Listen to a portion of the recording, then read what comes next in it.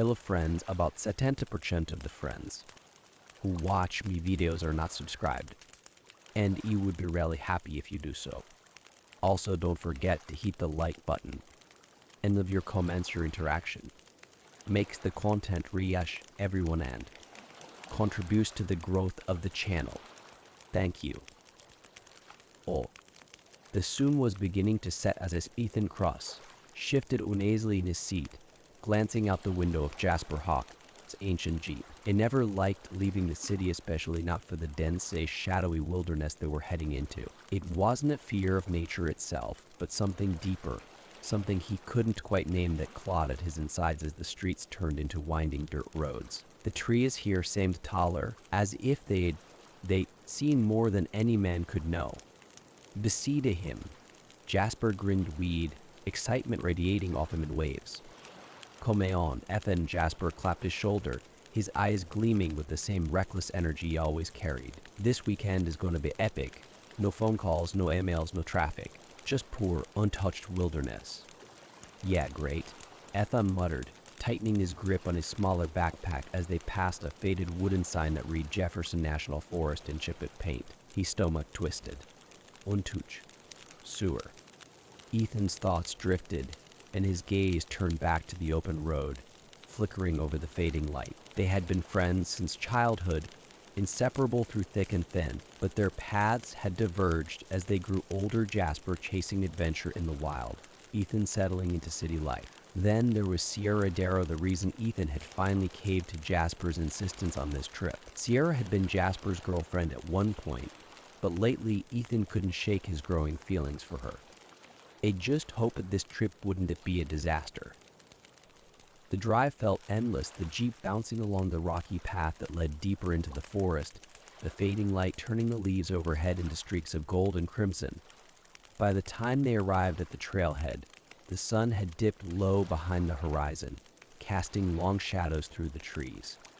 Jasper hopped out of the jeep and stretched, ready for the best weekend of your life. Ethan grimaced. Sure can't wait. The trailhead was empty save for an old pickup truck parked at the far end, its bed filled with camping gear. Ethan eyed it amazedly as he slung his smaller backpack over his shoulder, but Jasper was already heading into the woods, whistling a tune and checking his map. Looks like we thought some company out here, Jasper said, glancing at the truck. But don't worry.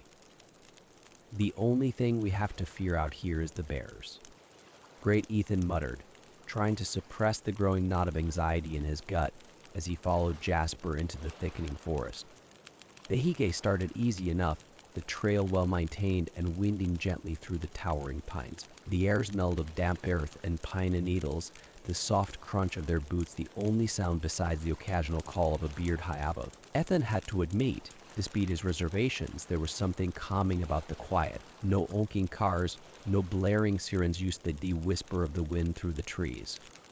Hours passed as they trekked deeper into the woods, the trail becoming steeper and more uneven. Jasper, always in his element, kept up a steady stream of conversation, pointing out plants and formations with the enthusiasm of a seasoned explorer. But Ethan's focus began to wane, his discomfort growing with every step. His face ached, his shoulders burned from the weight of his pack, and a nasty blister had started forming on his heel.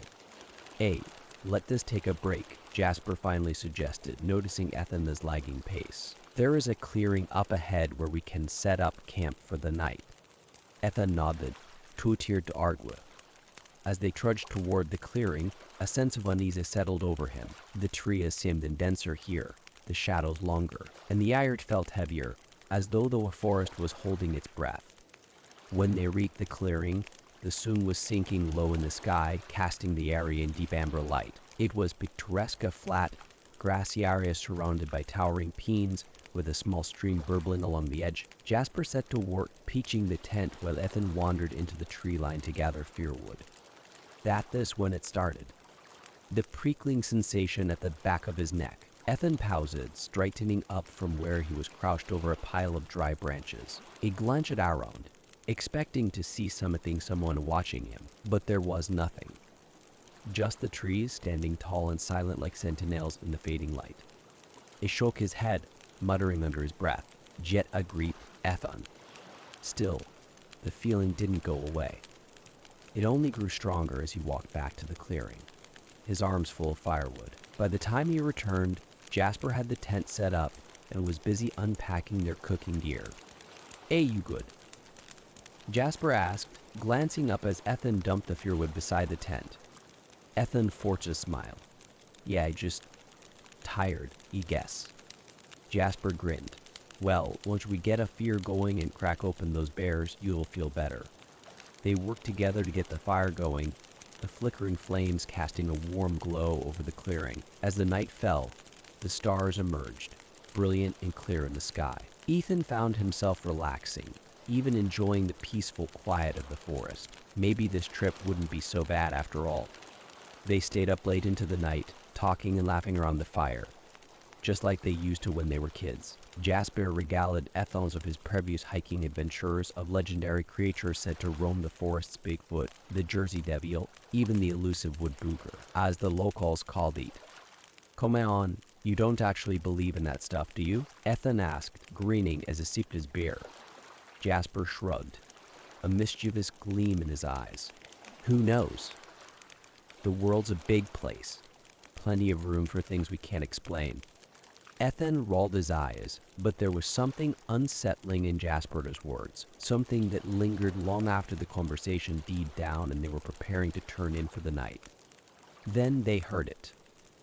A scream, high-pitched, agonized, echoing through the trees from somewhere deep in the forest. Ethan froze, his heart pounding in his chest as he glanced at Jasper, who had gone pale in the firelight. "What the hell was that?" Ethan whispered. Jasper shook his head, his eyes wide. "I don't know. Maybe it was just an animal." But they both knew it wasn't true. That sound had been unmistakably human. "Should we go check it out?" Ethan's voice wavered. It wasn't sure if he wanted the answer to be yes or no. His instinct screamed to stay put, to remain behind the thin illusion of safety their campsite provided. Jasper hesitated, clearly torn between his adventurous spirit and the unease creeping into his chest. "I don't know. Maybe we should wait until morning. It's too dangerous out there in the dark." Ethan nodded, relieved. They quickly retreated to the tent, zipping themselves in as if the thin fabric could somehow protect them from whatever was lurking out there in the night. Neither of them spoke as they lay in their sleeping bags, the weight of the silence pressing down on them. The minutes dragged on, each one stretching into eternity as they lay there, listening for any further sounds from the forest. But Al was quiet now, truly quiet. Ethan's mind raced, every creak of the trees, every rustle of leaves outside sending his imagination spiraling into dark places. It thought of Sierra, of the way her eyes lit up when she talked about her own love for the outdoors, how she could laugh so easily even in the most stressful situations. He wondered what she would say about all of this, whether she'd be as terrified as he was right now. Or if she'd be more like Jasper, fearless, always looking for the next adventure. Eventually, exhaustion overtook him, and Ethan drifted into a fitful sleep, plagued by dreams of shadowy figures moving through the trees, of faces with no features staring at him from the darkness. Morning came gray and misty, the air thick with dampness. Ethan awoke with a start, his heart still racing from the remnants of his nightmares. He sat up, rubbing his eyes, and glanced over at Jasper, who was already awake, sitting by the extinguished fire pit, his face drawn and pallid. "Morning," Ethan said, his voice hoarse. "Did you sleep?"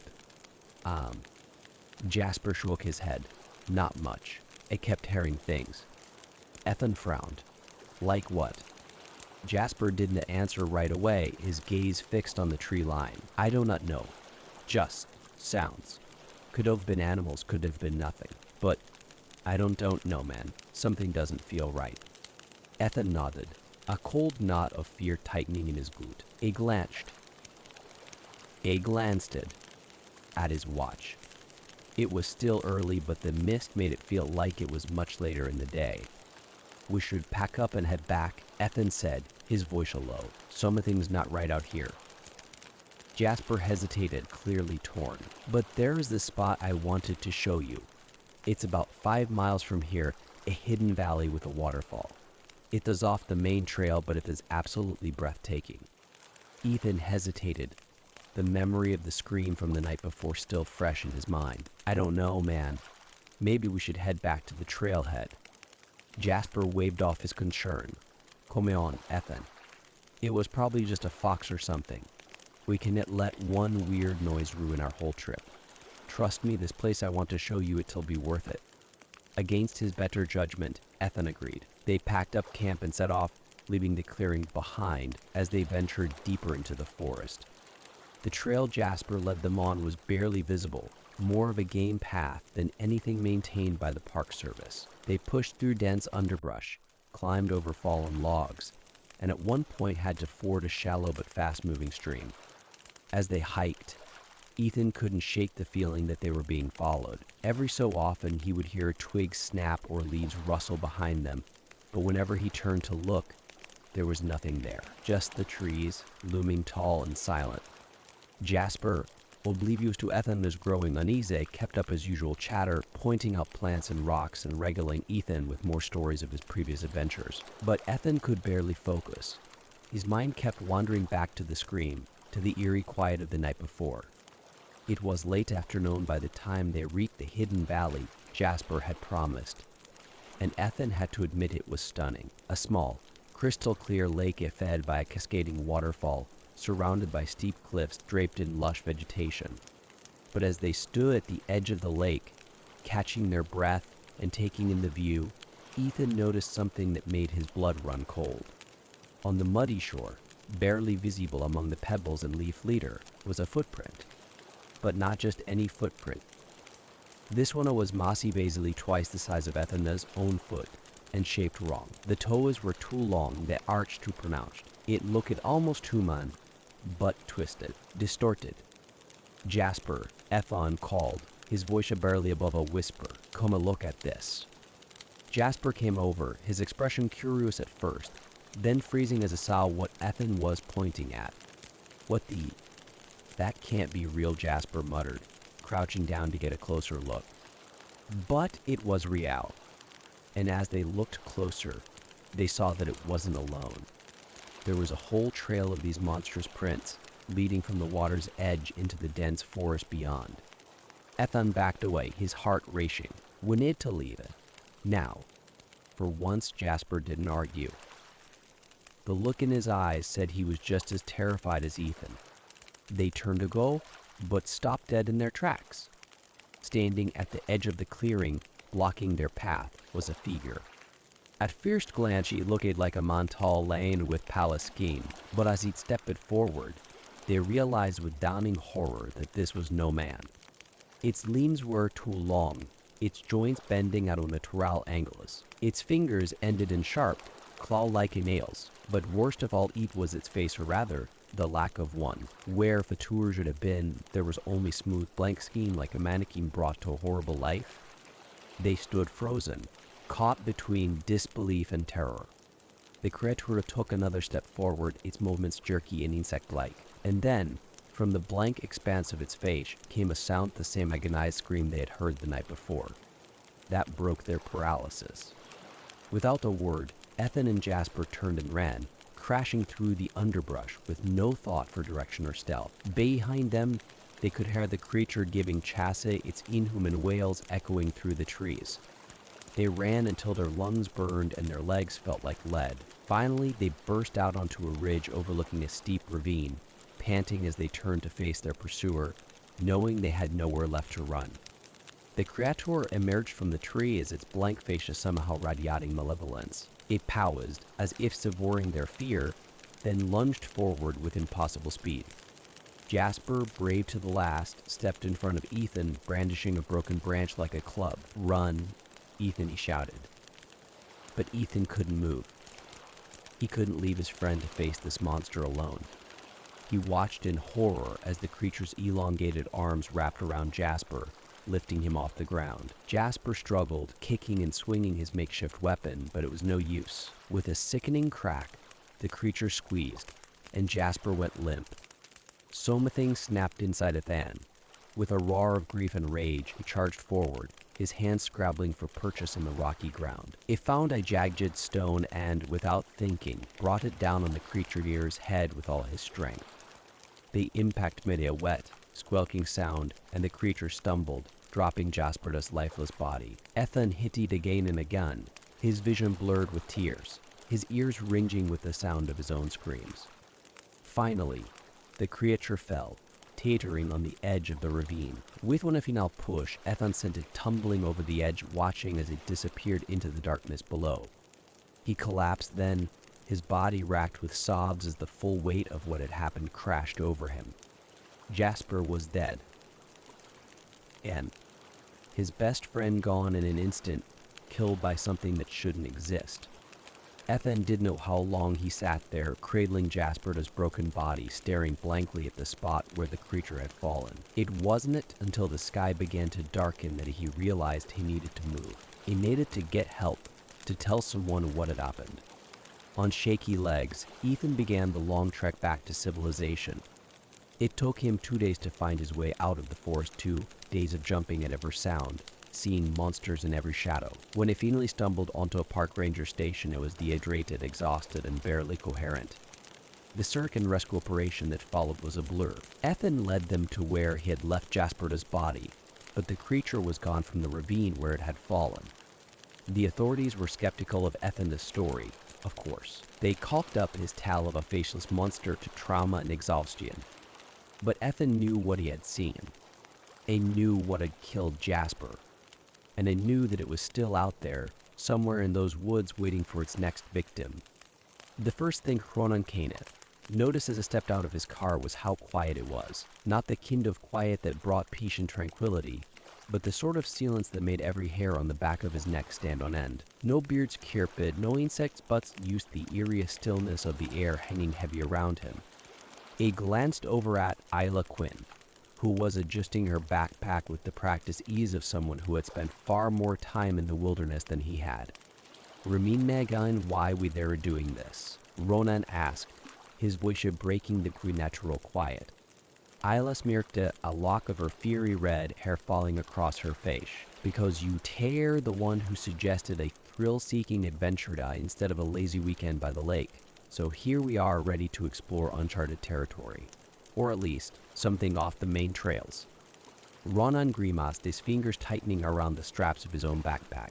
It wasn't sure what had possessed him to agree to this weekend hiking trip through the Shryland woods, known for being as remote as they were dangerous. He supposed that it was the same urge that had driven him into countless reckless decisions in the past, unquenchable thirst for something more than the ordinary.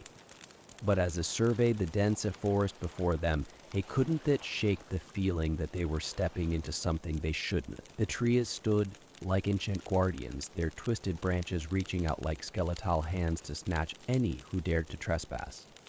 "Come on," Ronan Isla called, already several steps ahead on the overgrown path. "Keep up, or I'm leaving you behind." Ronan sighed, took one last look at the car parked behind them, and followed her into the woods.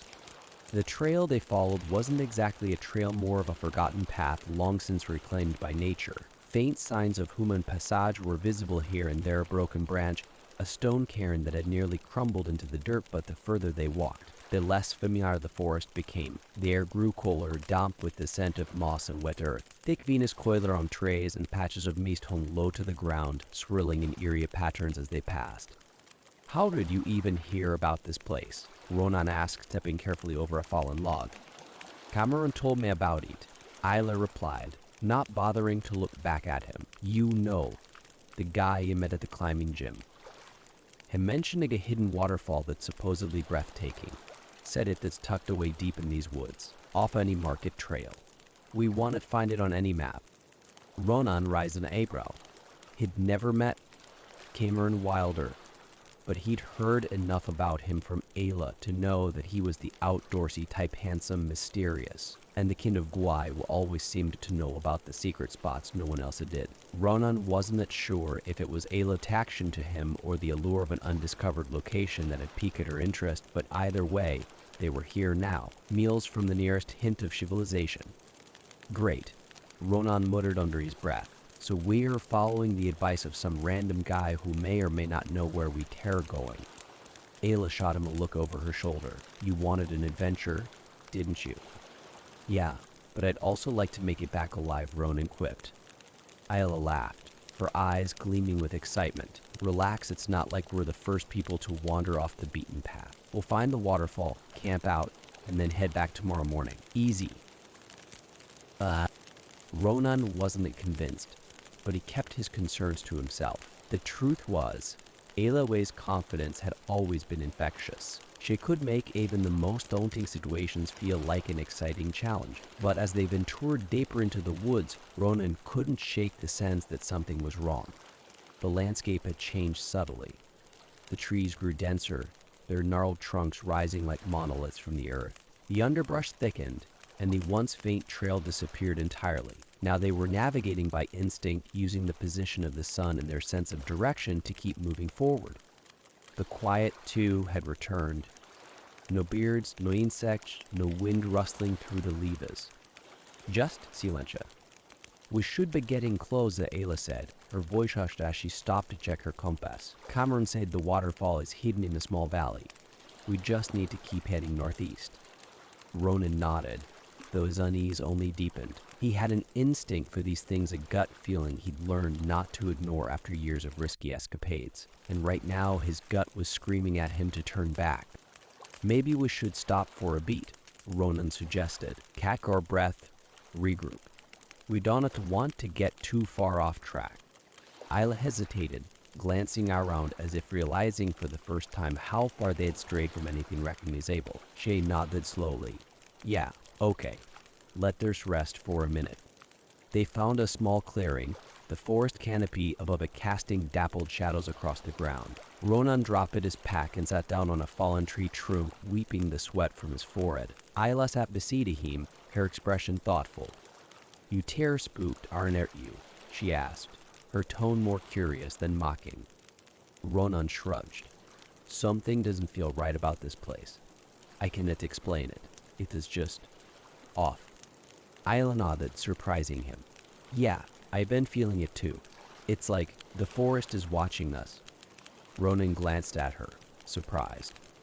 Ayla wasn't usually one for superstitions or gut feelings. She was a pragmatist, someone who relied on logic and reason. For her to admit that something felt wrong made Ronan's skin crawl. Do you think we should turn back? Ronan asked. Ayla chewed her lip, then shook her head. No, let's push a little further. If we don't find the waterfall in another hour, we'll turn around. Ronan wanted to argue it, but it could see the determination in Aya's. She wasn't ready to give up yet. So, reluctantly, he agreed, and they pressed on. The deeper they went, the stranger the forest became. The trees loomed taller, their bark dark and sleek with moisture. The air grew colder, and the mist thickened until it swirled around their ankles like ghostly fingers. Ronana's unease had turned into a gnawing fear, but still, they continued. It wasn't long before they came across something that made them both stop dead in their tracks. A stone archway. A stone archway. It stood in the middle of the forest, overgrown with moss and vines, ancient and crumbling. The stone was weathered and cracked, but there was no mistaking the deliberate craftsmanship. Someone long ago built this. What the hell is that? Ronan asked, his voice barely a whisper. Ayla stepped closer, her age weed with Awa. I don't know. Cameron didn't mention anything about this. Ronana's eyes narrowed. You don't think this is what we were meant to find, do you? Ayla shook her head, her brow furrowed. No. This feels wrong. Ronan had to agree. The stone archway was out of place, as if it had been plucked from another world and dropped into the heart of the forest. But what bothered him the most was the sense of foreboding that hung in the air around it, like it was a doorway to something terrible. We should go, Ronan said, his voice a teat. Ayla did not argue. For once, her adventurous spirit had been tempered by the undeniable wrongness of what they had found. She turned to Liev, but then something caught her, something lying half buried in the dirt beneath the archway. A backpack. It was old, The fabric faded and torn, but it was unmistakably modern. Isla, Dantot. But she was already kneeling down, reaching for the backpack. Ronan's heart raced as he watched her, every fiber of his being screaming at him to stop her, to get out of there. But it couldn't move, couldn't speak. It was as if the forest itself had paralyzed him, holding him in place as Isla unzipped the backpack and pulled out something that made his blood run cold. A journal.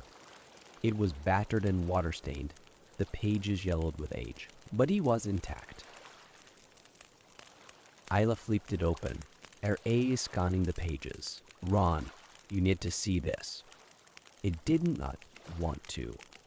He didn't want to know what was written in that journal, didn't want to know who had left it behind, or why. But it couldn't ignore the urgency in her voice. Reluctantly, he stepped closer, peering over her shoulder as she read aloud. Elude. October 15th, 1997. We found the archway today. At first, we thought it was some kind of ancient ruin, but then strange things started happening. The forest, it is alive. It is watching us. I don't know how much longer we can stay. If anyone finds this, please turn back. Don't go any further. A chill ran down Ronan's spine. We need to leave, now. Isla nodded, her face pallid. She shoved the journal back into the backpack and stood up, glancing nervously at the archway. But as they turned to go, they heard it. A voice. A voice. Faint but unmistakable. A man's voice, calling out from somewhere beyond the archway. Help. Ronan froze, his blood turning to Aisha. He exchanged a glance with Isla, her eyes wide with fear. Did you hear that? She whispered. Ronan nodded, his heart pounding in his chest. We're not going through there. The voice called out again, more desperate this time. Please, help me. Isla's face contorted with indecision. What if someone's trapped? No, Ronan said firmly, grabbing her arm. We're leaving. I don't care what that is, we're not going in there. But as they started to back away from the archway, the voice grew louder. It wasn't Amanda's voice anymore. It was something else, something inhuman. Stay with us. Ronan's grip tightened on Ayla's arm, and together they turned and ran.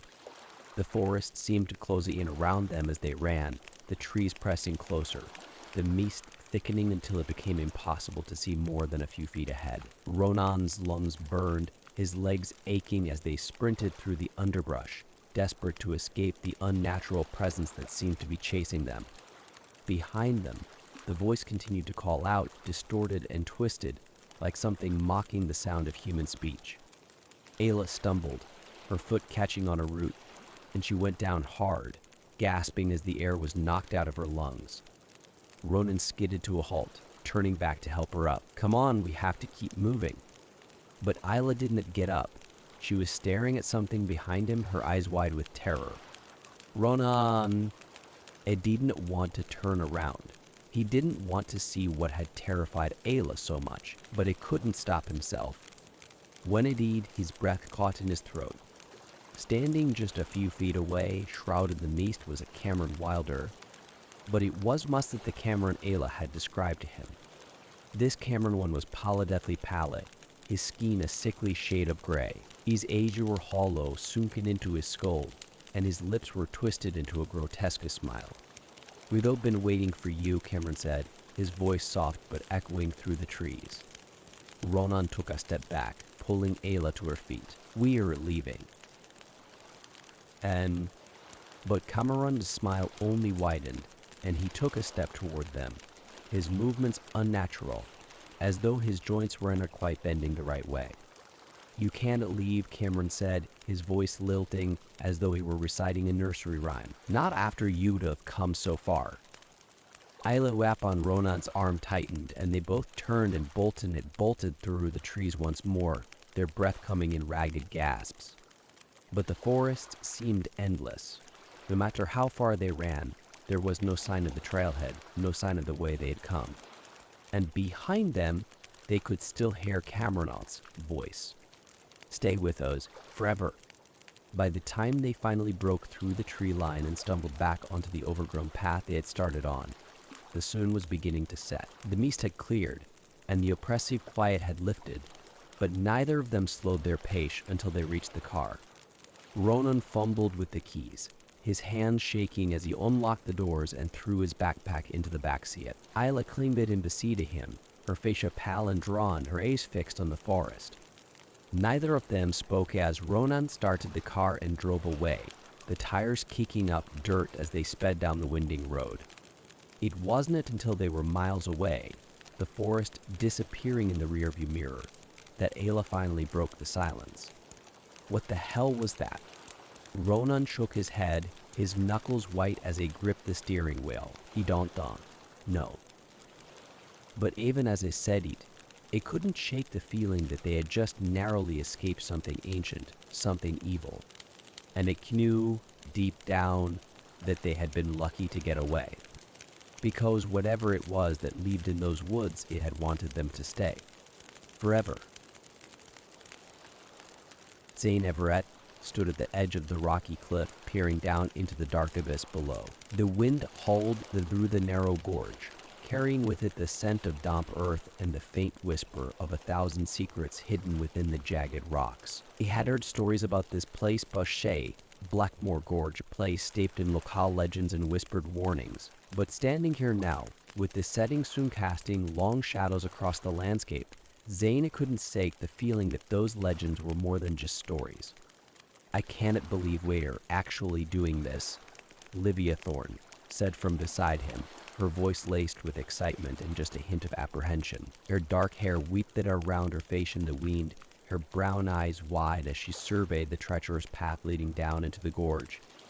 Zane gave her a half smile, his own nerves bubbling just beneath the surface. You were the one who wanted to explore somewhere new.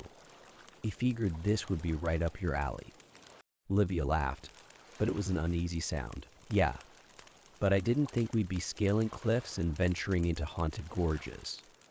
Zane glanced back at the path they had taken to get here, a twisting, narrow trail that wound through the forest for miles, leading to the entrance of the gorge. They were a long way from civilization now. The nearest town was 2 hours away by car, and their only guide had been Caleb Mercer, a local who claimed to know these parts better than anyone. Caleb was waiting a few paces behind them, leaning against a large boulder with an unreadable expression on his face. His weathered features and greasled beard made him look every bit the rugged outdoorsman, but there was something about him that made unaim. Maybe it was the way he never seemed to blink, or the way his gaze lingered just a little too long when he spoke to them. You kids ready? Caleb's deep voice cut through the wind, startling Zane out of his thoughts. Zane exchanged a glance with Livia, and she gave a small nod. Yeah, he said, turning to face Caleb. We are ready. Ay. Good, Caleb said, pushing himself off the boulder. Let's get moving. Then, the light won't last much longer. Zane shouldered his backpack, his heart pounding a little faster as they began the descent into the gorge. The path was steep and treacherous, the jagged rocks jutting out like teeth ready to snap at their ankles. With each step, the air grew cooler, the shadows deeper. The towering cliffs on either side seemed to close in, as if the gorge itself was trying to swallow them whole. They walked in silence for what felt like hours, the only sound the crunch of gravel underfoot and the occasional gust of wind. The deeper they went, the more oppressive the atmosphere became. Zana's skin prickled with unease, and he found himself glancing over his shoulder more often than he would have liked. It wasn't just the steep path or the cold that was getting to him, it was something else. Something that felt wrong. Zane, check this out, Livia's voice called from up ahead. He hurried to catch up to her, finding her standing beside a cluster of strange carvings etched into the side of the rock. The symbols were ancient, almost primitive, their meaning lost to time. Some were simple spirals and circles, while others were more intricate, resembling animals or strange humanoid figures. What do you think they mean? Livia asked, running her fingers lightly over the rough stone. Zane shook his head. No idea, but they don't look like anything I've ever seen before. Caleb stepped up beside them, his gaze lingering on the carvings. Local legends say that Blackmore Gorge was once a sacred land, he said, his voice low and gravelly. The natives believed it was a place where the spirits of the dead lingered, a place where the veil between our world and the next was thin. Zayn shivered this beat himself. He wasn't one to believe in ghosts or spirits, but there was something about this place that made his skepticism waver. "Do you think they are still here?" Livia asked, half joking, half serious. Caleb's expression remained unreadable. "Who's to say? I'd have seen things out here that defy explanation." Zayn felt the chill crawl down his spine at Caleb's words, but he quickly brushed it off. This was just another hikey, another adventure. They had explored plenty of creepy places before. Blackmore George was no different. At least, that's what he kept telling himself. The sun was beginning to deep below the horizon when they finally reached the bottom of the gorge. The narrow canyon opened up into a wide, flat expanse of rock, and at the far end, a small, dark cave loomed like the entrance to another world. Zayn couldn't shake the feeling that they had just stepped into a place where they didn't belong. "We'll make camp here for the night," Caleb said, dropping his pack near the entrance of the antlers. "It's sheltered, and we've got a good view of the sky." Livia didn't seem to mind. She was already pulling out her camera, snapping photos of the landscape and the strange shadows cast by the setting sun. Zayn, on the other hand, couldn't shake the growing sense of unease that had settled over him like a heavy fog. He stared at the cave, his mind racing with possibilities. What had Caleb said about this place? That it was sacred land? That the veil between worlds was thin? He shook his head, trying to push the thoughts away. It was overthinking things. It was just another cave and nothing more. But even as it tried to convince himself, it couldn't stop the nagging feeling that something was watching them. The fire crackled and popped as night fell, casting flickering shadows across the rocky ground. Livia sat beside Zayn, warming her hands by the flames, while Caleb sat a few feet away, staring into the darkness with a distant expression on his face. "You bove been out here a lot, haven't you?" Livia asked it, breaking the silence. Caleb nodded slowly. "More times than I can count. I know these woods better than anyone." Zayn leaned back on his elbows, staring up at the stars. The sky was clear, and the moon hung low, casting a pallid glow over the gorge. It was beautiful in a haunting sort of way. "What is the weirdest thing you seen out here?" Livia asked, her curiosity getting the better of her. Caleb didn't answer right away. He seemed to be weighing his words carefully, as if deciding how much he should share. "Years ago, I was guiding a group through here," he began, his voice low and steady, "just like I'm doing with you now. We set up camp near this same cave. Everything was fine at first." Zayn sat up a little straighter, sensing the shift in Caleb's tone. "But that night, something happened," Caleb continued. "We started hearing noises. Strange noises like a voices whispering from the rocks. At first, we thought it was just the wind or maybe an animal, but then we saw them." "Saw what?" Livia asked, her voice barely above a whisper. "Shadows," Caleb said, his eyes dark and unreadable. "Figures moving in the darkness. They didn't make a sound, but we could see them flickering in the corner of our vision. Every time we turned to look, they were gone. But we knew they were there." Zana's skin prickled with goosebumps, and he exchanged a glance with Livia. She looked just as unsettled as it felt. "What happened to the group?" Zayn asked, his voice hoarse. Caleb was silent for a long moment before answering. "Most of them made it out, but not all." A heavy silence fell over the camp, the crackling of the fire the only sound. Zayn's heart was pounding in his chest, and he couldn't shake the feeling that they were being watched just like Caleb had described. "We should get some sleep," Caleb said finally, standing up and brushing the dirt from his pants. "We have a long hike ahead of us tomorrow." Livia nodded, though she looked anything but ready to sleep. Zayn, on the other hand, couldn't imagine closing his eyes in this place not after what Caleb had just told them. But they didn't have much choice. The fire was burning low and the night was growing colder, so reluctantly, Zayn and Livia crawled into their sleeping bags, the uneasy quiet of the gorge settling over them like a blanket.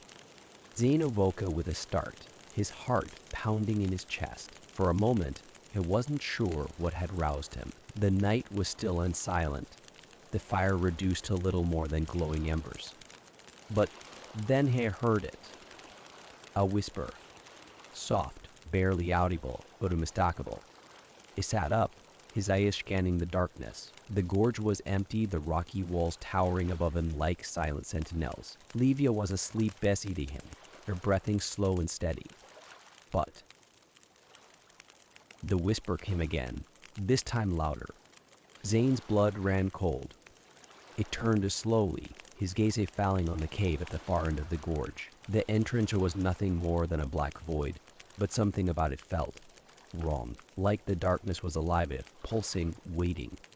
Without thinking, Zane grabbed his flashlight and stood up, his legs shaking beneath him. It didn't know why he was doing this, why he was walking toward the cave. Every instinct told him to stop, to turn around and run. But it couldn't.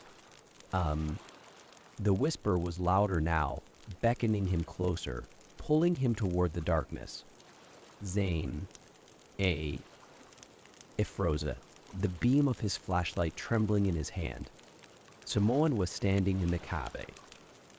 But it wasn't Olivia. It wasn't Caleb. It was a man. It was a man. Or at least, it had been a man once. The figure was tall and gaunt, its skin stretched teeth over its bones. Its eyes were hollow, its mouth twisted into a grotesque smile. Zane. The whisper came from the figure-laced lips, but it wasn't the voice. It was a hiss, a sound that sent Aisha coursing through Zaina's veins. He stumbled backward, his heart racing, his mind screaming at him to ruin. But before it could move, the figure lunged toward him, its bony fingers outstretched, its mouth open wide in a silent scream.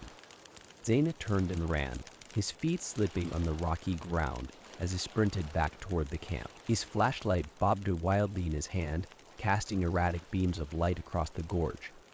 "Livia!" he shouted, his voice hoarse with terror. "Wake up!" Anne. She stirred, groggy and confused, as Zane raked her. "What is going on?" "We have to go," Zane panted, grabbing her arm and pulling her to her feet. "Now!" Livia's eyes widened as she saw the panic in his face. "What?" "There's something in the cave," Zane said, his voice shaking. "We have to leave. Now." Livia didn't argue. She grabbed her pack, and together, they ran toward the path that led back up the gorge. The wind howled through the canyon, and Zane could feel the presence behind them, gaining on them, chasing them out. They didn't stop running until they reached the top of the gorge, their lungs burning, their legs trembling with exhaustion. Only then did they dare to look back. The entrance to the gorge was dark and still, the cave hidden in shadow. But Zane knew. He knew that whatever it was that had been in that cave was still there. And it was waiting.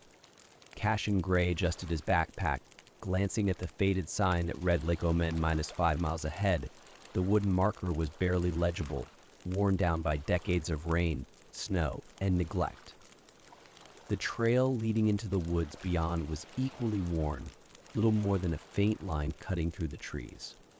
Beside him, Ivy Morrison fiddled with her camera, testing the light as the sun dipped lower in the sky. She was practically buzzing with excitement, her usual grin stretching from ear to ear. It was one of the things Caution liked most about her, how she could turn even the bleakest places into an adventure. But this time it wasn't feeling the same thrill. Instead, a strange unease settled over him as he stared into the dense, darkening woods. "Evie, remind me again why we're heading to this lake in the middle of nowhere?" Cassian asked, his voice carrying a note of skepticism. Evie looked up, a glint of mischief in her green eyes. "You said you wanted to explore somewhere different. Lake Omen is practically untouched. No tourist traps, no log hoppers. Just poor, unfiltered natures. I read that there's one of the clearest lakes in the country. You'll love it, trust me." "The clearest lake? Ah," Cashin echoed, raising an eyebrow. "Doesn't that the name Lake Omendo seem a bit ominous to you?" Evie snorted. "It is just a name, Cass. Besides, doesn't it make you want to see what is out there even more? It is probably called that to keep people away so it stays pristine." Cassian shrugged, but remained unconvinced. There was something about this place that had his instincts on edge. Maybe it was the way the trees seemed to hunch together like a sentinels, or how the path they were about to take appeared barely walked on. He could sense that whatever lay ahead wasn't just pristine nature. There was something more, something unsettling, though he couldn't put his finger on it. Well, we've come this far, Cassian muttered, tightening his backpack. Let us check it out. Just keep that camera ready in case we see anything weird. Evie chuckled as she led the way down the path. You dear going to be so glad we came. The trail was narrower than Cassian had expected, with roots snaking across the path and thick underbrush pressing in from all sides. Every now and then, Ivy would stop to snap pictures, capturing the way the light filtered through the dense canopy or the tangled vines that crawled up the trunks of ancient trees. The further they went, the more oppressive the silence became. No birds chirped. No wind rustled the leaves. Just the sound of their footsteps crunching over the forest floor. How far do you think we've won? Cassian asked after what felt like hours of walking. Evie glanced at her phone, but there was no signal. She sighed, tucking it away. Maybe halfway. Hard to tell without a proper GPS. Cassian wiped a bed of sweat from his brow, glancing up at the sky. The sun was sinking fast, casting long shadows across the trail. You don't want to get caught out here in the dark. We won't, Ivy said, though her voice lacked its usual confidence. The lake is just up ahead. They pressed on, the silence growing heavier with each step. Cassian couldn't shake the feeling that they were being watched. The trees loomed closer, their gnarled branches reaching out like skeletal arms. His heart began to beat faster, his breath coming in shorter bursts.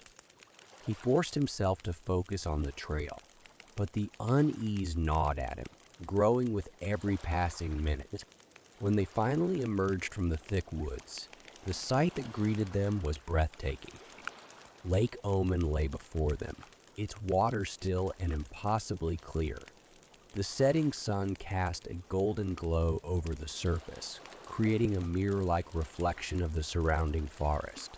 The shoreline was rocky, bordered by tall pines that stood like sentinels. The scene was surreal, almost otherworldly.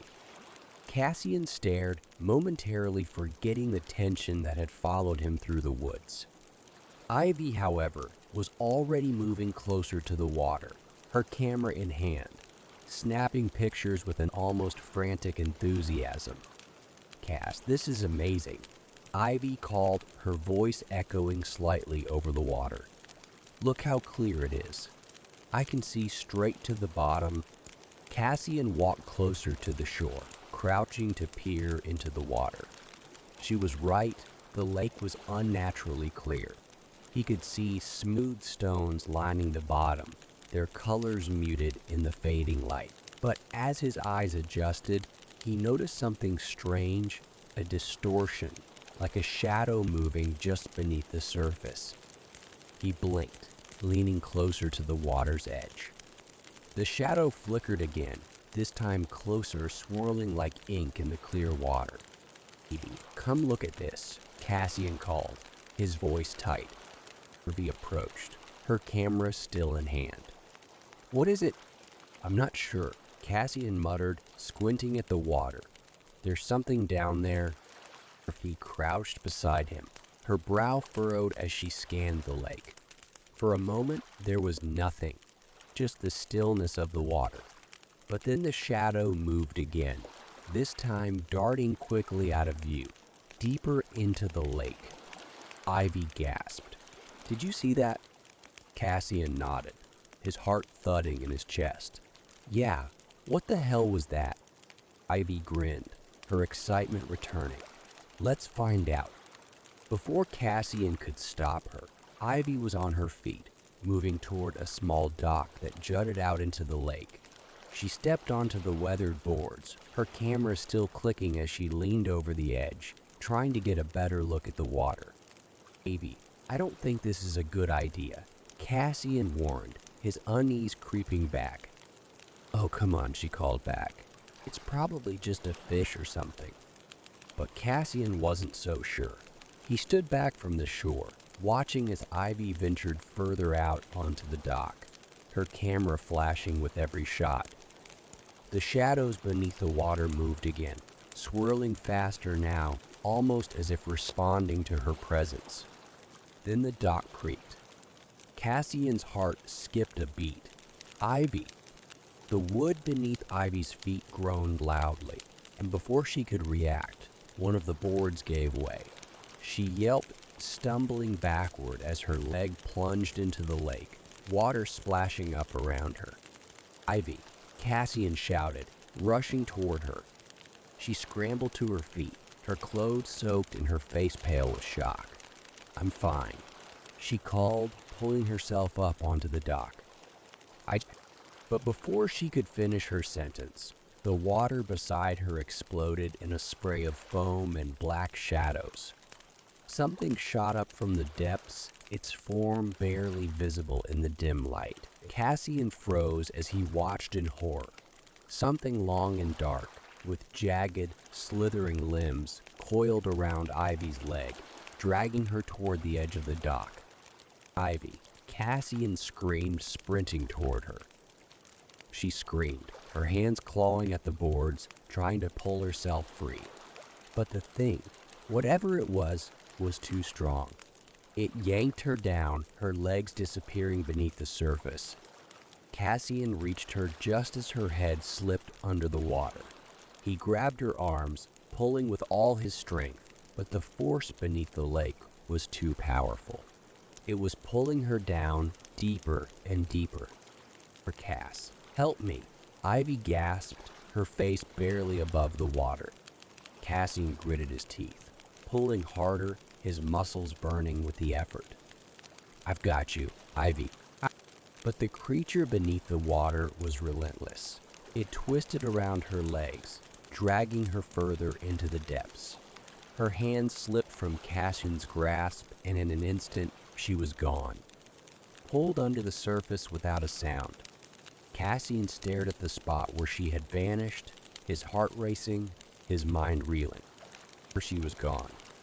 The world seemed to spin around him as Cassian collapsed onto the dock, his chest heaving with ragged breaths. His hands trembled as he stared at the dark, still water, his mind struggling to process what had just happened. Ivy was gone, taken by something that shouldn't exist.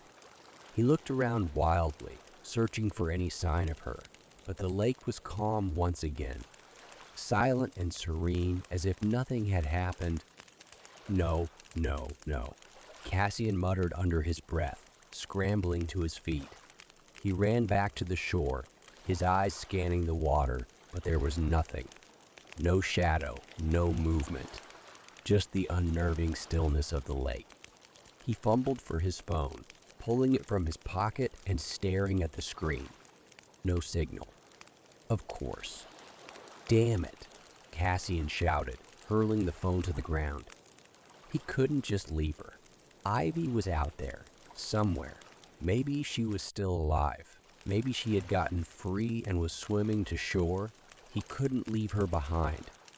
Cassian grabbed a long branch from the shore and ran back to the edge of the dock, plunging the stick into the water, sweeping it around in a desperate attempt to stir up something, anything. But the lake remained eerily still. Then he heard a voice, soft, distant, whispering his name. "Cassian." He froze, the branch slipping from his fingers and drifting away. The voice was faint, almost like an echo, but it was unmistakable. "Ivy," he called, his heart racing. The voice came again, clearer this time, rising up from the depths of the lake. "Cassian." He leaned over the edge of the dock, squinting into the dark water. And there, just beneath the surface, he saw her. Ivy, her face pale and ghostly, her eyes wide and unblinking. She was staring up at him from the bottom of the lake, her hair floating around her like seaweed. Her mouth moved, forming his name over and over again, but no sound came out. "Reefy," Cassian shouted, reaching into the water. "I'm coming." But as his hand broke the surface, her expression changed. Her eyes darkened, her mouth twisting into a grotesque smile. The shadows in the water swirled around her, coiling like serpents, pulling her deeper into the abyss.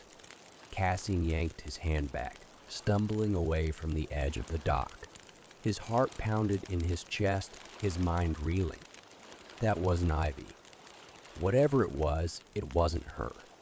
He backed away slowly, his eyes wide with terror as the shadowy tendrils reached up from the water, curling around the edges of the dock like black, writhing vines.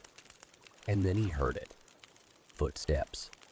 Slow, deliberate footsteps crunching over the rocky shore behind him. Cassian spun around, his breath catching in his throat. A figure stood at the edge of the trees, watching him. He was tall, with dark, ragged clothes and a face obscured by shadows. The man took a step closer, and Cassian's blood turned to ice. Who are you?" Cassian stammered, his voice barely a whisper. The man said nothing.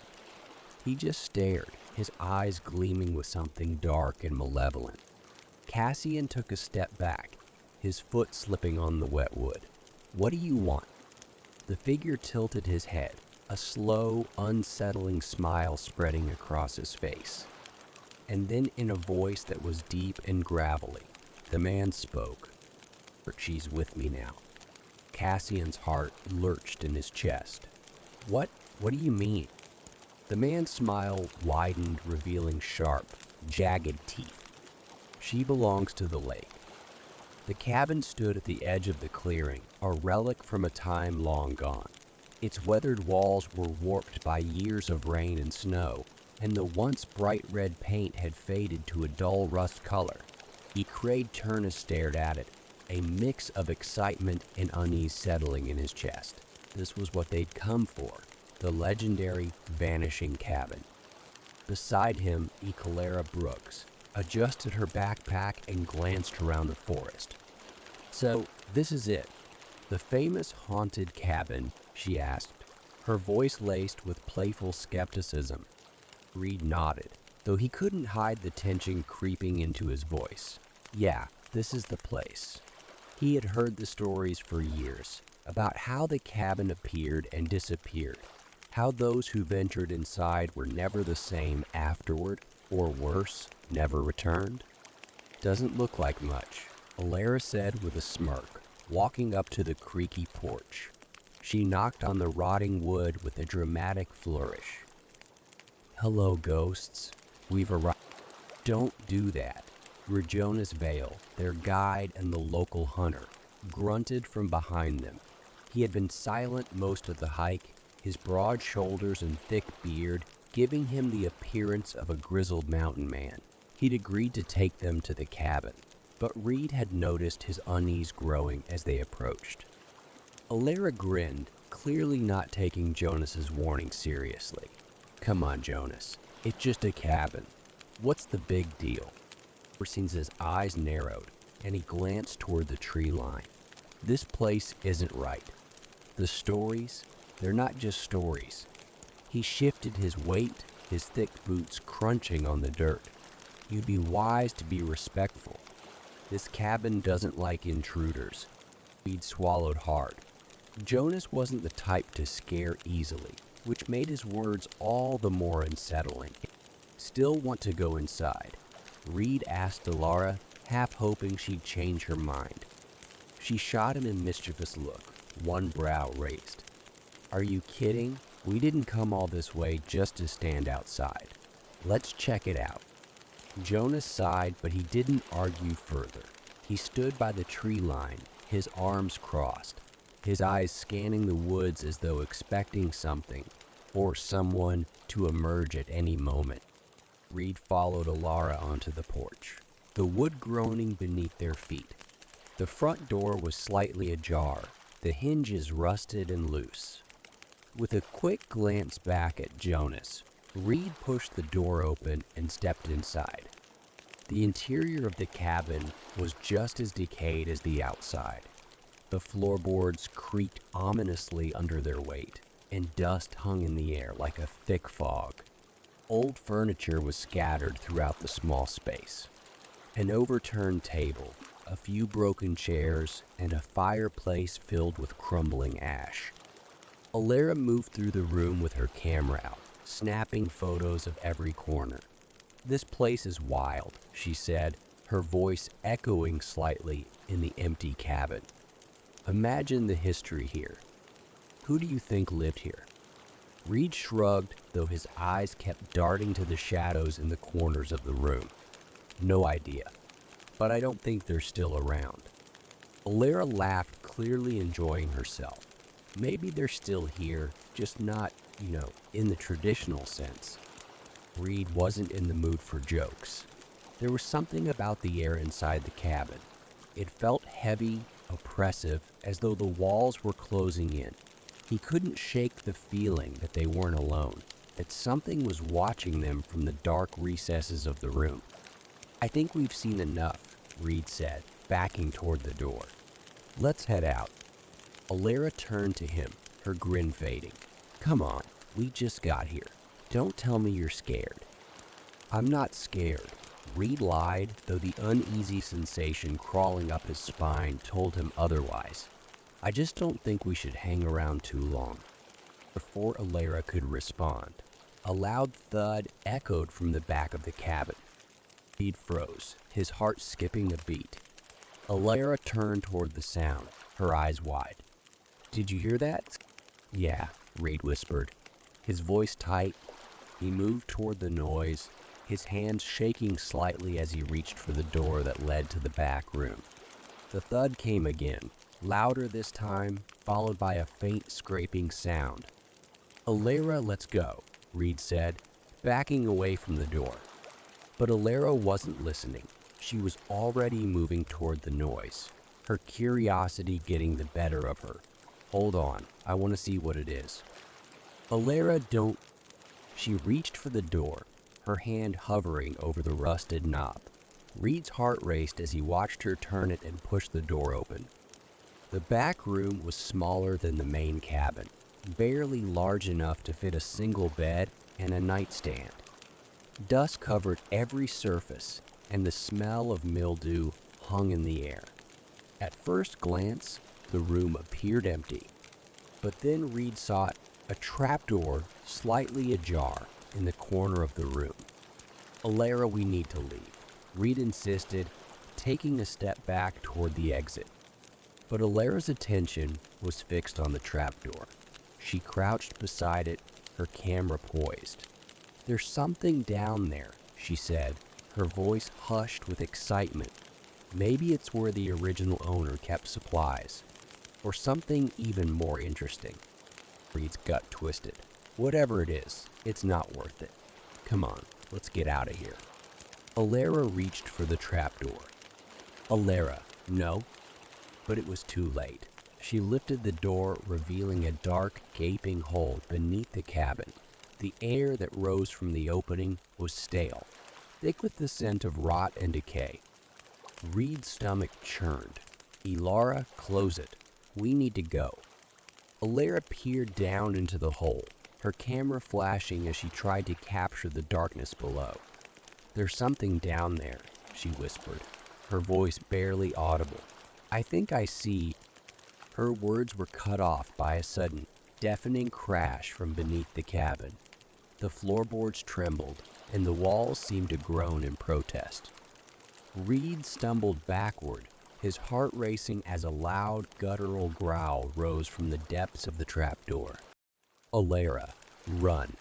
Reed shouted, grabbing her arm and yanking her away from the opening.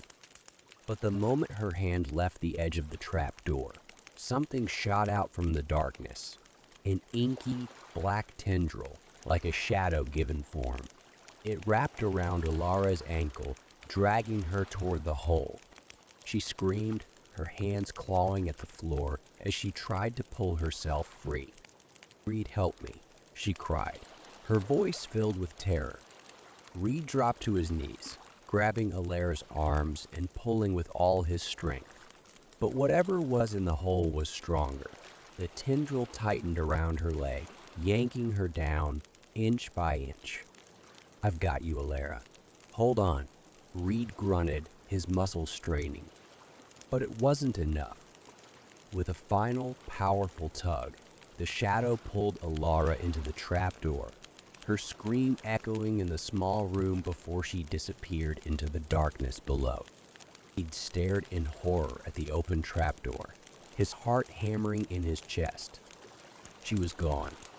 For a moment, Reed was frozen, his mind unable to process what had just happened.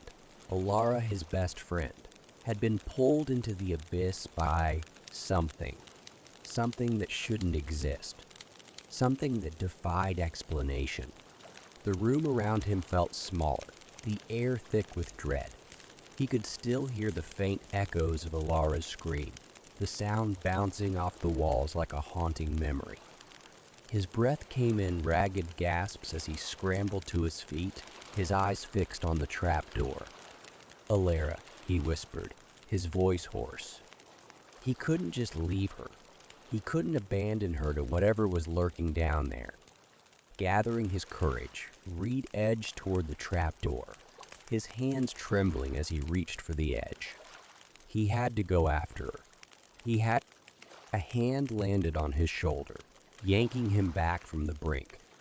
"Don't even think about it," Jonas growled, his voice hard. He pulled Reed away from the trapdoor, his grip firm. "She's down there," Reed protested, struggling to free himself. "We have to help her." "There's no helping her," Jonas said, his tone grim. "She's gone." "No," Reed shouted, his voice cracking. "We can't just leave her." Jonas's eyes darkened, and he shook his head. "You don't understand. This cabin, it doesn't follow the rules. It doesn't let people go once it has them." Reed's mind raced, the panic rising in his chest. "What are you talking about? What is this place?" Jonas released his grip on Reed's shoulder and stepped back, his expression weary. "The vanishing cabin," he said softly, as though the words themselves carried a curse. "Doesn't stay in one place. It appears and disappears, trapping those unlucky enough to find it. Some say it's a portal. Others say it's cursed. Whatever it is, it's not just a building. It's alive." Secret stared at him, his blood running cold. "You knew about this. You knew this could happen, and you brought us here?" Jonas's face hardened. "I warned you not to come inside. You didn't listen." Reed's fists clenched, anger and desperation flooding through him. "We have to do something." A sudden creak interrupted him, and both men froze. The walls of the cabin groaned, the floorboards shifting beneath their feet. The air grew colder, and the oppressive weight of the cabin pressed down on them. "We need to go," Jonas said, his voice low and urgent. "Now," Reed hesitated, his eyes darting to the trapdoor. But before he could make a decision, the shadows around the room began to shift, swirling like smoke. Dark tendrils snaked out from the walls, creeping toward them, moving with a sinister intent. "Reed, move." Jonas barked, grabbing his arm and pulling him toward the door. They ran, their footsteps pounding on the creaky floorboards. Reed's mind was a whirlwind of fear and confusion, his heart aching with the weight of leaving Alara behind. But the cabin didn't give them a choice. As they reached the front door, the shadows surged, filling the room with darkness. Reed felt the chill of the tendrils brush against his skin, reaching for him, trying to pull him back into the depths of the cabin. Jonas shoved the door open, and they stumbled out into the clearing, gasping for breath as the cool night air hit their faces. Behind them, the cabin groaned, the walls shuddering as though it was alive. Reed turned, his eyes wide with horror as he watched the cabin begin to fade. The wood blurred, the edges of the building dissolving into the night. Within seconds, the entire structure had vanished, leaving nothing but an empty clearing. He fell to his knees, his chest heaving with sobs. She was gone. Jonas stood beside him, silent and grim. After a long moment, he spoke, his voice barely above a whisper. "There's no bringing her back." Reed didn't respond. He couldn't. The weight of his grief was too much to bear. They stayed there for a long time, the forest eerily quiet around them. The cabin was gone, swallowed by whatever curse had claimed it. But Reed knew that, somewhere out there, it would reappear again, waiting for its next victims. The trees of Folderwood Forest stood taller and darker than Nigenwise had imagined. Their thick, ancient trunks twisted toward the sky, their bark rough and scarred as if carrying the weight of centuries. The leaves above rustled in the faint breeze, but the sound was wrong, hushed and secretive, like the woods themselves were whispering. Beside him, Mermalos lay knelt in the dirt, examining a small, gnarled plant with her usual intensity. Aiden had always admired her passion for botany, but today, even she seemed on edge. Her usually steady hands trembled as she took samples of the strange flora that grew only in the deep parts of the forest, far from where most hikers dared to tread. "You're sure this is the spot?" Aiden asked, glancing around the clearing. "The one the ranger warned us about?" Mara nodded, pushing her glasses up her nose. "Yeah, the kid said this was the area where things got weird. But look at this plant, Aiden. It's incredible. I've never seen anything like it." Aiden frowned, glancing down at the spindly, dark-leafed plant. It didn't look like much, just a cluster of tangled vines and sharp thorns. But he trusted Mara's expertise. If she said it was unique, it probably was. "I don't like this place," Aiden muttered, his eyes scanning the thick forest. The air here felt heavy, oppressive. Every sound seemed muted, as though the trees were listening, absorbing everything around them. He had heard stories about Alderwood, how hikers sometimes went missing, how search parties found only their gear left behind. But Mara had insisted on coming here for her research, and Aiden had agreed to tag along, if only to keep her safe. Mara glanced up, noticing his discomfort. "Don't worry, we'll be in and out. I just need a few more samples, and then we can head back." Ezra made it sound worse than it is. "We're probably just spooking ourselves." Maybe Aiden conceded, though he wasn't convinced. Something about this place felt wrong. The two of them had driven deep into the forest that morning, following Ezra's directions to the restricted area. Ezra Dean, the local forest ranger, had been reluctant to let them go, but Mara had been persistent. She'd heard rumors of rare plant species in Alderwood, flora that couldn't be found anywhere else. But Ezra had warned them about the strange happenings in the deeper parts of the woods, about the disappearances and the unsettling atmosphere. "It's not just the missing people," Ezra had said before they left. "There's something wrong with the forest itself. People say they hear voices, whispering from the trees. If you're smart, you'll stay clear."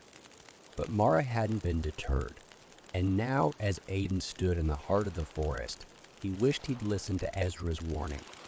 Mara carefully packed her samples into her bag, oblivious to the growing tension in the air. Aiden, however, couldn't shake the feeling that they were being watched. The hairs on the back of his neck prickled, and he kept glancing over his shoulder, half expecting to see someone, or something, standing just beyond the tree line. "We should get moving," Aiden said, his voice tight.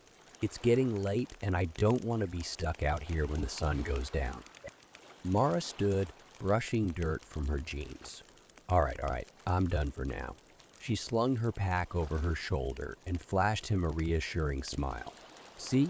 No monsters. Just play." Aiden managed a weak smile in return, but his unease didn't fade. "Let's get out of here." They began the trek back to their car, the forest around them growing darker as the sun dipped lower in the sky. The trees loomed closer, their branches intertwining above, blocking out much of the fading light. The path they had followed earlier seemed narrower now, more difficult to navigate.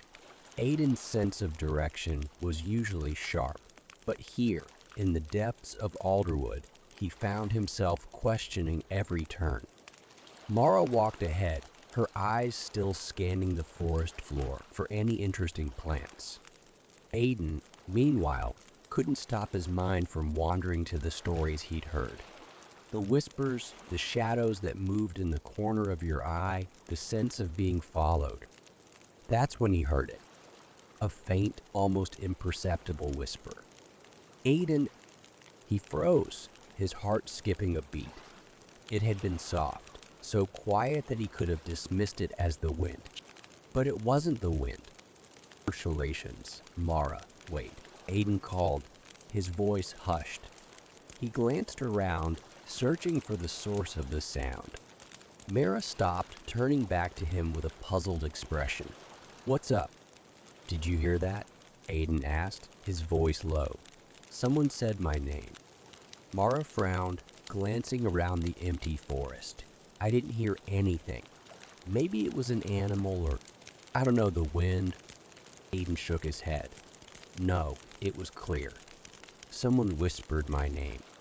Mara looked at him, her expression softening. "Aiden, I think you're just freaked out. This place is creepy, sure, but we're the only ones here." Aiden wanted to believe her. He wanted to brush it off as paranoia, but the whisper had been real. He was sure of it. "Let's just keep moving," Aiden said, his voice tight. "I don't want to stay here any longer than we have to." He nodded, and they continued down the path, but Aiden's nerves were shot. His ears were hyper-aware of every sound, the rustle of leaves, the crack of a twig underfoot, and then the whisper came again. "Aiden!" This time it was louder, more distinct, and impossibly close. Aiden's breath hitched, and he spun around, his eyes darting through the trees. Nothing. There was no one there, but the whisper persisted, now in a low, rhythmic murmur, as if the trees themselves were speaking to him. The sound seemed to come from everywhere at once, swirling around him like a ghostly breeze. "Mara, we need to run," Aiden said, his voice shaking. "Now," Mara's face paled as she saw the fear in his eyes. What's happening?" "I don't know," Aiden said, his voice barely a whisper, "but something's wrong with this place. We have to go." Without waiting for her response, Aiden took off down the trail, his heart pounding in his chest. Mara was right behind him, her breathing heavy with exertion and confusion. The forest seemed to close in on them as they ran, the trees bending toward them, their branches reaching out like skeletal hands. The whispers grew louder, more insistent, filling Aiden's mind with a cacophony of voices.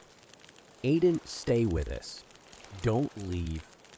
He shook his head, trying to drown out the sound, but it was relentless, growing louder with every step.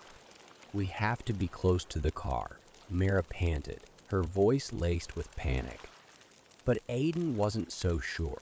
The trail seemed to twist and turn in ways that didn't make sense. He could have sworn they had passed the same tree 3 times already. It was as if the forest was leading them in circles, keeping them trapped within its grasp. Then the whispers changed. "Aiden Murray." They both heard it this time. The voices knew Mara's name too. Skidded to a stop, her chest heaving as she looked around wildly. How do they know my name?" Aiden grabbed her arm, pulling her forward. "I don't know. Just keep running." But it was no use. The forest had them. The whispers grew deafening, drowning out the sound of their footsteps, their ragged breaths. The trees seemed to pulse with energy, the air thick and suffocating. Aiden's vision blurred as the voices invaded his mind, filling him with a sense of dread, so deep it felt like it was crushing his soul. And then they saw him standing at the edge of the path, partially obscured by the trees, was a figure, tall, gaunt, with skin the color of ash. His eyes were wide, hollow, and empty, like black holes that absorbed the light around them. His lips twisted into a grotesque smile as he took a step forward. "Aiden Murray," he whispered, his voice a perfect harmony with the trees. Mara gasped, stumbling backward, her eyes wide with terror. Who is that?" Aiden shook his head, backing away slowly. "I don't know. Just run." But the figure stepped closer, his smile widening. "You can't leave. You belong to the forest now." Aiden grabbed Mara's hand, pulling her with him as they turned and bolted down the path. The figure didn't follow, but the whispers did, growing louder, more frantic. "Stay with us. Stay with us." The trees seemed to blur around them as they ran, the path twisting and turning in ways that defied logic. Aiden's lungs burned, his legs screamed in protest, but he couldn't stop. Not now. Not when they were so close to escaping. And then, just as suddenly as it had started, the whispers stopped. The forest grew silent, the oppressive weight lifting from the air. Aiden and Mara stumbled out of the trees and into a small clearing, gasping for breath. They had made it. Ahead of them, the car was parked where they had left it, the road stretching out beyond the forest. Aiden collapsed onto the ground, his chest heaving as he tried to catch his breath. Mara sank down beside him, her face pale and drawn. For a long moment, neither of them spoke. Finally, Murray broke the silence. "What the hell was that?" Aiden shook his head, his mind still reeling. "I don't know, but I don't ever want to come back here." Mara nodded, her eyes wide with fear. "Agreed." They sat there for a few more minutes, gathering their strength, before finally standing and heading for the car. But as they climbed into the vehicle, Aiden couldn't shake the feeling that the forest was still watching them, that it wasn't done with them yet. The rusted gates of bold, hollow Carniv loomed ahead, their paint long faded and chipped. Once the place had been a vibrant, bustling attraction. Now it stood as little more than a crumbling relic, overgrown with weeds and wrapped in a blanket of eerie silence.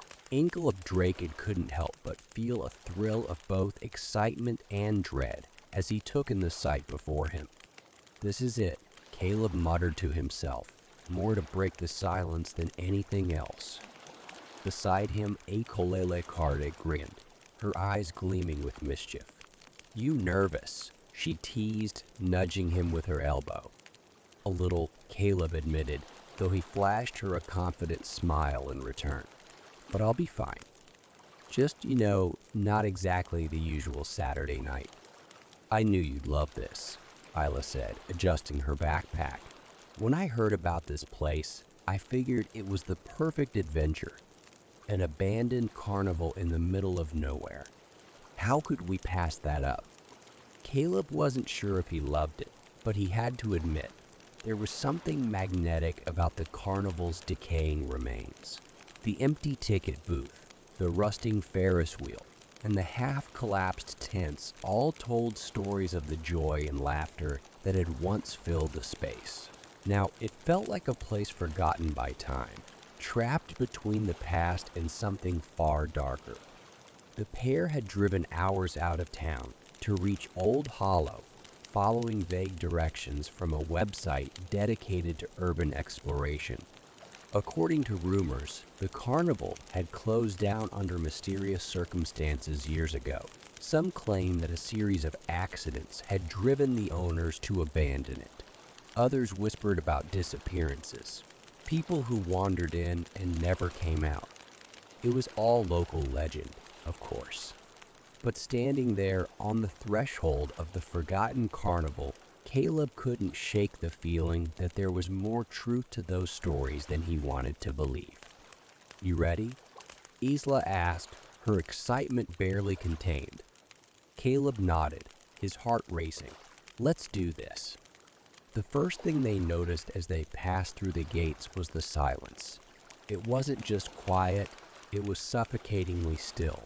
The sound of the wind rustling through the trees was absent, and even the birds seemed to avoid the place.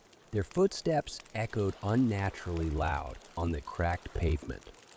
Isla took out her camera, snapping photos as they wandered deeper into the heart of the carnival. "This place is wild," she murmured, more to herself than to Caleb. "I can't believe it's been left to rot like this." Caleb scanned the empty midway, his eyes lingering on the broken down rides and faded signs. Yeah, it's like everyone just left. As they moved further in, they passed the skeleton of an old carousel, its once bright horses now dulled and chipped, their eyes staring blankly into the distance. The metal structure groaned in the breeze, as if it could collapse at any moment. "Creepy," Caleb muttered, shaking off the sense of unease creeping up his spine. He tried to remind himself that this was just an abandoned carnival, nothing more. But it was hard to ignore the feeling that something was watching them. "Come on, let's check out the big top," Isla said, pointing toward the largest tent at the far end of the grounds. "That's where they used to hold the main shows." Caleb nodded, following her lead. As they approached the tent, he noticed the way the fabric flapped weakly in the breeze, as though it was barely holding itself together. The entrance hung open, revealing a dark, cavernous space beyond. Isla ducked inside, her flashlight cutting through the shadows. "You coming?" she called back. Caleb hesitated for a split second, then followed her in. The interior of the big top was worse than Caleb had expected. The air was thick with dust, and the ground was littered with debris. Old props, forgotten equipment, and broken seats. The once grand stage at the center had collapsed in on itself, leaving a pile of wood and metal in its wake. "I can't believe this was once full of people," Caleb said, his voice low. "It's hard to imagine anyone wanting to come here." Isla shrugged, her eyes scanning the space. "Things change. Places die." She lifted her camera, snapping a few shots of the crumbling stage. "But it still has a weird charm, don't you think?" Caleb didn't answer. His attention had been caught by something at the far end of the tent, a figure standing just inside the shadows. For a moment, he thought it was a mannequin, one of the old carnival props left behind. But then it moved. "Isla," Caleb whispered, his voice barely audible. Isla turned, following his gaze. Her eyes widened as she saw the figure too. It stepped forward, slowly emerging from the shadows. It was a man, or at least it had once been a man. His skin was pale, almost translucent, and his clothes hung off him in tattered rags. His eyes were hollow, dark pits that seemed to swallow the light. He moved with a strange, jerking motion, like a puppet on strings. "What the hell?" Isla whispered, her voice shaking. The man, if it was a man, smiled. But it wasn't a friendly smile. It was a cold, cruel expression, full of malice. "You shouldn't be here," the man rasped, his voice a harsh whisper that cut through the silence like a knife. "This place isn't for the living." Caleb's heart pounded in his chest. Who are you?" The man's smile widened, and he took another step closer.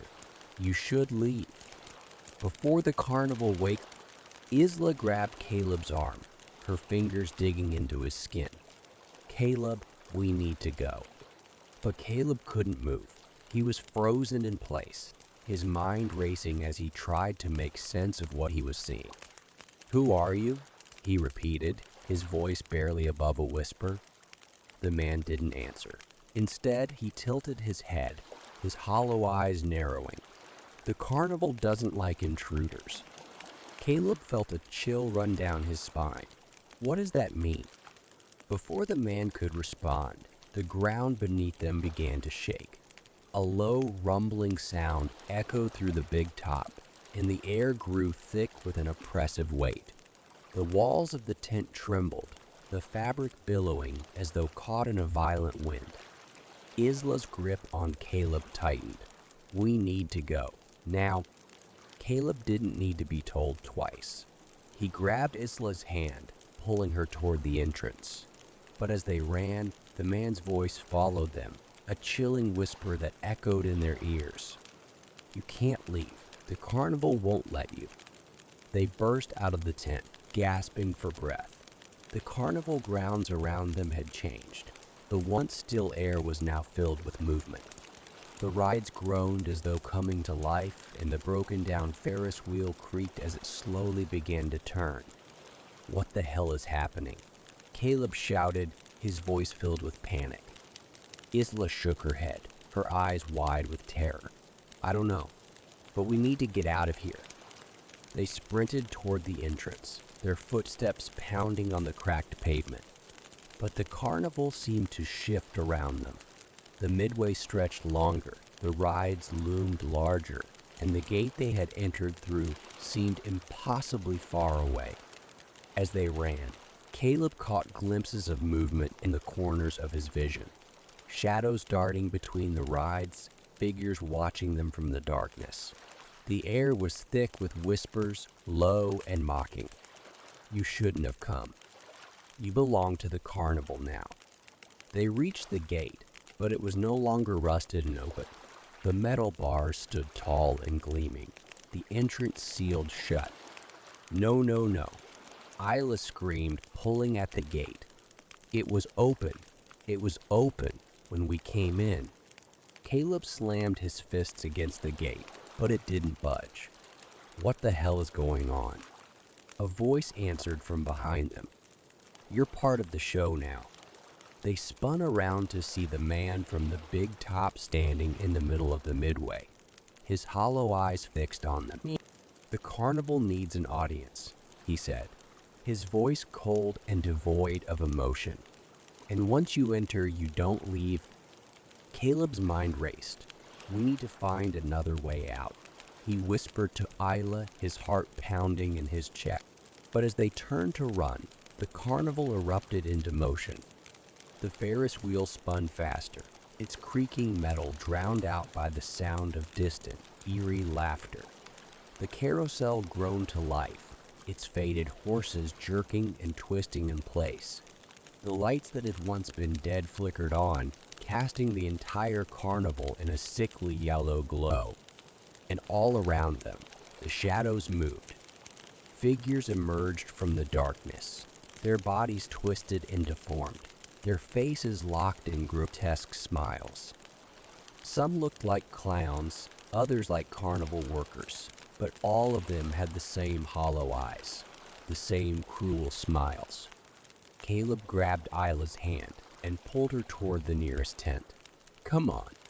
They ducked inside, hoping to find cover, but the tent was just as alive as the rest of the carnival. The walls rippled, like fabric caught in a storm, and the floor shifted beneath their feet. "This can't be real," Isla whispered, her voice trembling. "It's just an abandoned carnival. It can't be real." Caleb didn't know what to believe anymore. All he knew was that they had to escape. "We need to find a way out." But before they could move, the tent flaps flew open, and the figures flooded in. The carnival workers, or whatever they had once been, surrounded them, their twisted faces grinning in the flickering light. Caleb backed up, pulling Isla with him, but there was nowhere to go. "You can't leave," the man from the big top said, stepping forward. "The carnival won't let you." Caleb's heart pounded in his chest as he tried to think of a way out, but his mind was blank. They were trapped. The man's smile widened, and he raised his hand, beckoning them forward. "Come now. The show is about." Caleb tightened his grip on Isla's hand, his pulse racing. "We're not part of your show." The man's eyes darkened. "You are now."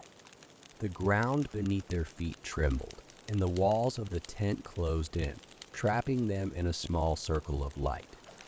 The figures around them began to laugh, a low, sinister sound that echoed through the tent, and then everything went dark. When Caleb opened his eyes, he was no longer in the tent. He was standing in the center of the carnival, surrounded by flickering lights and the sound of distant music. But something was different. He glanced down at himself, his heart skipping a beat. He was wearing a clown costume, a twisted, tattered version of the old carnival uniforms, complete with smeared makeup and a painted-on smile. "No," Caleb whispered, his voice shaking. "No, this can't be happening." But it was. He turned to Isla, only to find her standing beside him, dressed in the same grotesque outfit. Her eyes were wide with fear, her face pale. "We're part of it now," she whispered, her voice hollow. Caleb's heart sank as he looked around at the carnival, now alive with movement and sound. The figures that had once been shadows were now fully formed, moving through the midway as though they had always been there. And in the distance, Caleb could see the man from the big top, watching them with that same cruel smile. "You're part of the show now," the man's voice echoed in Caleb's mind. And the show never ends. The horizon was shrouded in mist as Aluko Hale stood at the edge of the dock, staring out at the vast expanse of the ocean. The salty air clung to his skin, and the waves lapped gently against the worn wooden planks beneath his feet. The sea had always been a place of mystery to him, a world that existed just beyond the grasp of understanding, full of secrets that no sailor could ever fully unravel. Beside him, Nina Harton tightened her grip on the weathered rope. She held, her expression unreadable as her gaze followed Lucas. She'd been raised on the water, and where Lucas saw mystery, Nina found familiarity. But even she couldn't hide her unease today. There was something different about the air, a tension that stretched beyond the usual respect they both had for the sea. "So," Lucas said, breaking the silence, "this is the infamous ghost ship you've been telling me about." Nina nodded slowly, her eyes scanning the water. "Yeah, I first heard about it from the locals a few years back. They say it only appears under certain conditions, right at the edge of the fog. No one who's gone on board has ever come back." Luca let out a nervous laugh, though the weight in his chest told a different story. "Sounds like a sailor's tale. You sure this thing's real?" Nina's face was serious as she looked at him. "I don't know, Luca. I've heard a lot of wild stories, but this one, it feels different. Too many people have seen it, and not all of them lived to tell about it." Luca tried to suppress the shiver crawling up his spine. He had agreed to accompany Nina out to the location where the ghost ship had allegedly been spotted, though he hadn't expected to feel this much anxiety about it. Sure, he liked adventure. He was always up for a challenge, but something about this one didn't sit right. A low rumble of thunder echoed from the horizon, and the mist that had been clinging to the sea began to shift, thickening as it rolled toward them like a living entity. Nina's jaw tightened. There it is. Lucas squinted into the mist, his heart skipping a beat as he saw the outline of something massive taking shape in the distance. A ship, its towering masts and tattered sails barely visible through the fog. He swallowed hard. "That's it?" Nina nodded, her voice steady, but her eyes filled with caution. The ghost ship. The boat they had chartered to reach the ship was old, but sturdy, a fishing vessel that had seen better days. As they set out from the dock, the fog closed in around them, swallowing the land behind them and leaving only the ghostly outline of the ship ahead. Luca manned the helm while Nina kept watch. Her eyes never left the phantom vessel that loomed closer with every passing minute. The closer they got, the more oppressive the atmosphere became. The sea, which had been calm just minutes before, now seemed to churn with a strange undercurrent, as if it too was aware of the ship's unnatural presence. "Do you think it's dangerous?" Luca asked, his voice barely carrying over the sound of the waves. "I don't know," Nina replied, her tone tight, "but we're about to find out." The ship ahead of them wasn't just any vessel. It was a hulking, decaying relic of a bygone era. Its once majestic sails hung limp, torn and tattered from centuries of exposure. The wooden hull was covered in moss and barnacles, and the masts creaked as they swayed gently in the breeze. The ship looked like it had been trapped in time, abandoned and left to rot in the middle of the ocean. As they drew closer, Luca's skin prickled with unease. The ship was far larger than it had seemed from the dock, towering over their small boat like a behemoth. It exuded an aura of foreboding, as though it were a living thing, waiting for them to get close enough to swallow them whole. Nina cut the engine as they reached the side of the ghost ship, and the small boat rocked gently in the waves. "We're really doing this, aren't we?" Luca muttered, his stomach twisting with a mix of fear and excitement. Nina threw him a rope, already standing at the bow of the boat. "We didn't come all this way just to turn around, did we?" Luca grabbed the rope and climbed up the side of the ship, his hand slipping on the slick wood. When he finally hauled himself onto the deck, he was hit with a wave of cold air that smelled of salt and decay. The deck was empty, save for the remnants of old crates and barrels, long since broken and scattered across the planks. A thick layer of dust covered everything, and the sound of creaking wood echoed ominously in the stillness. "This place is a wreck," Luca said, his voice sounding too loud in the eerie silence. "Who would have sailed something like this?" Nina stood beside him, her eyes scanning the ship. "No one. Not anymore." They walked cautiously across the deck, their footsteps muffled by the thick fog that clung to the air. The ship felt deserted, but there was something else. A presence, an unsettling feeling that they weren't alone. Luca's gaze wandered up to the crow's nest, where the tattered remains of a flag fluttered weakly in the breeze. He could barely make out the faint outline of a symbol, a skull, or perhaps a crown, etched into the fabric. Luca guessed, though his voice wavered with uncertainty. "Maybe," Nina said, her tone distant. "But something doesn't feel right. This place, it's like it's been forgotten by time." They continued to explore the deck, but as they approached the captain's quarters, a strange sound broke the silence. A low, rhythmic thudding. Luca and Nina exchanged a glance, both of them frozen in place. "What was that?" Luca whispered, his throat tight. Nina's eyes darkened. "We're not alone." The door to the captain's quarters creaked as Nina pushed it open. The interior of the room was dark, but the faint light filtering through the fog revealed rows of decaying maps pinned to the walls, old nautical instruments scattered across the floor, and a large desk covered in dust. And sitting behind the desk, staring at them with hollow eyes, was a man, or at least what was left of a man. His face was gaunt, his skin stretched thin over his bones, and his hair hung in long, greasy strands. His clothes were tattered and stained, remnants of a uniform that might have once been worn by a captain. His eyes, black, empty pits, locked onto Luca and Nina as they entered the room. "Welcome aboard," the man rasped, his voice like the creaking of old wood. Luca's blood ran cold. He wanted to turn and run, but his legs refused to move. "Who?" The man's lips twisted into a grin, revealing yellowed teeth. "I am Captain Jonas Fist.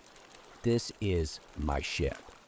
Nina took a cautious step forward, her voice calm but strained. "We didn't mean to intrude, Captain. We heard about your ship and wanted to..." curiosity, Fisk interrupted, his voice dripping with disdain. It always brings the living here. You come to see the ghost ship, to uncover its secrets. But the sea holds on to its dead, and those who step aboard seldom leave. Luca's heart pounded in his chest. We don't want any trouble. We'll leave.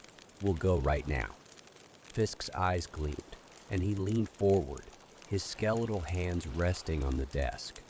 It's too late for that, boy. You've already stepped into the past. You've become part of the crew. Nina's face paled. What do you mean? Fisk stood, his long, tattered coat dragging across the floor. The moment you set foot on this ship, you were claimed by the sea. You belong to it now, and there's no escaping. Luca's mind raced, panic gripping him as Fisk stepped closer. We have to get out of here, he whispered to Nina.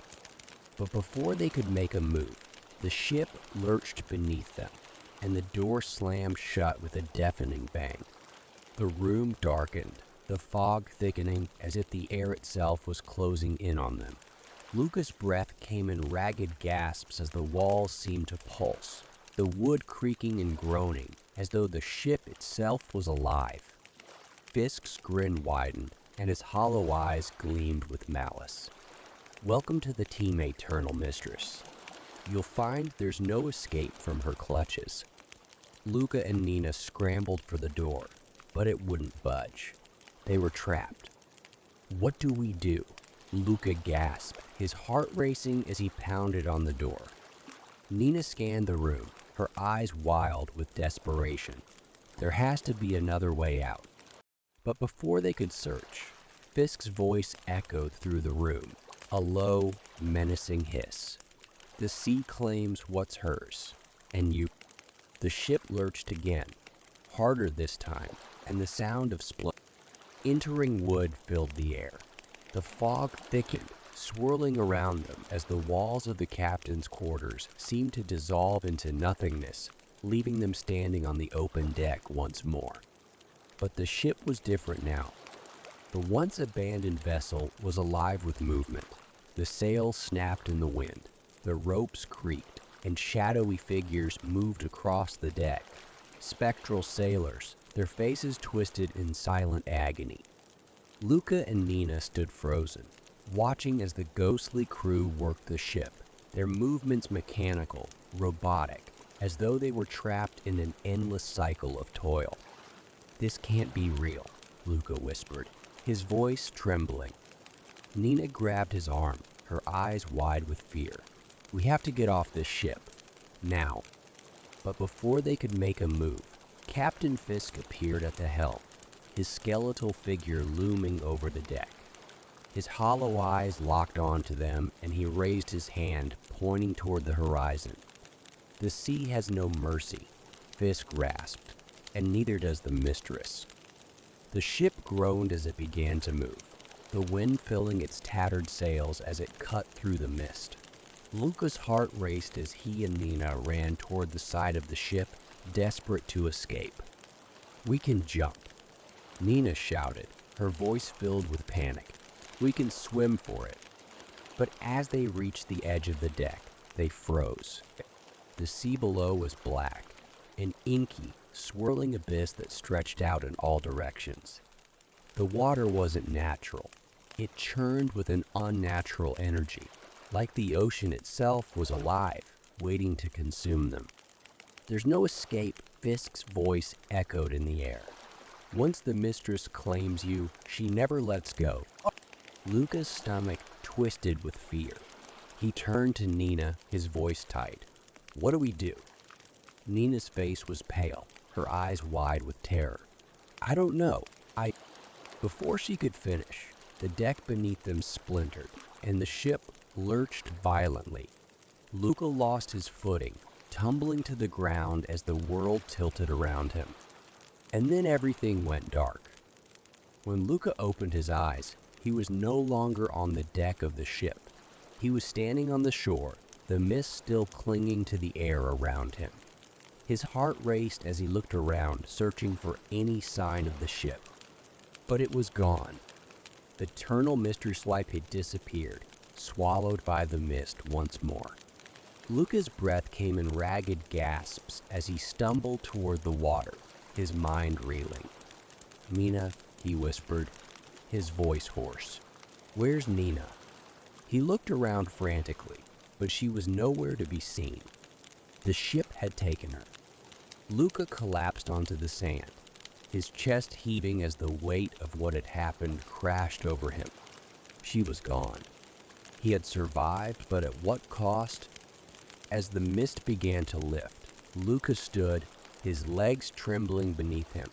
He had to leave. He couldn't stay here, not with the knowledge of what lay beyond the fog. But as he turned to go, a low, familiar voice whispered in his ear, "You can't escape the mistress, Luca." He froze, his blood running cold. And then from the depths of the fog, he saw it. The eternal mistress way was waiting for him. And this time there would be no escape.